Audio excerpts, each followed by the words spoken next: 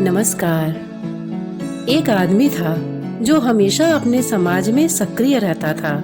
उसको सभी जानते थे, बड़ा मान सम्मान मिलता था।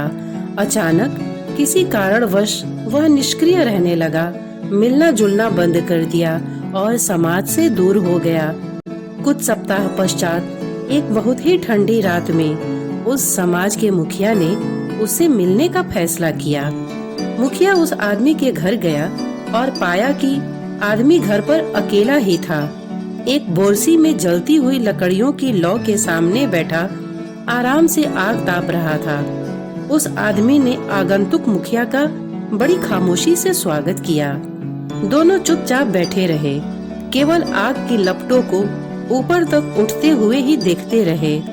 कुछ देर के बाद मुखिया ने बिना कुछ बोले उन अंगारों में से एक लकड़ी जिसमें लौ उठ रही थी अर्थात जल रही थी, उसे उठाकर किनारे पर रख दिया और फिर से शांत बैठ गया। मेजबान हर चीज पर ध्यान दे रहा था। लंबे समय से अकेला होने के कारण मन ही मन आनंदित भी हो रहा था कि वह आज अपने समाज के मुखिया के साथ है। लेकिन उसने देखा कि अलग की हुई लकड़ी की आग की लौ धीरे धीरे कम हो रही है। कुछ देर में आग बिल्कुल बुझ गई, उसमें कोई ताप नहीं बचा। उस लकड़ी से आग की चमक जल्द ही बाहर निकल गई। कुछ समय पूर्व जो उस लकड़ी में उज्जवल प्रकाश था और आग की तपन थी, वह अब एक काले और मृत टुकड़े से ज्यादा कुछ शेष न था। इस बीच दोनों मित्रों ने एक दूसरे का बहुत ही संक्षिप्त अभिवादन किया, कम से कम शब्द बोले, कम से कम बातचीत की। जाने से पहले मुखिया ने अलग की हुई बेकार लकड़ी को उठाया और फिर से आग के बीच में रख दिया।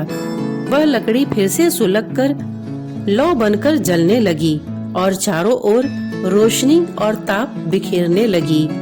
जब आदमी मुखिया को छोड़ने के लिए दरवाजे तक पहुंचा, तो उसने मुखिया से कहा, मेरे घर आकर मुलाकात करने के लिए आपका बहुत बहुत धन्यवाद। आज आपने बिना कुछ बात किए ही एक सुंदर पाठ पढ़ाया है कि अकेले व्यक्ति का कोई अस्तित्व नहीं होता। समाज का साथ मिलने पर ही वह चमकता है और रोशनी बिखेरता है। समाज से अलग होते ही वह लकड़ी की भांति बुझ जाता है। दोस्तों, समाज से ही हमारी पहचान बनती है, इसलिए समाज हमारे लिए सर्वोपरि होना चाहिए। समाज के प्रति हमारी निष्ठा और समर्पण किसी व्यक्ति के लिए नहीं, उससे जुड़े विचार के प्रति होना चाहिए।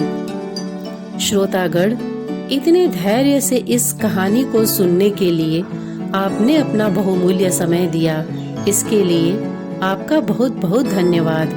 नमस्कार।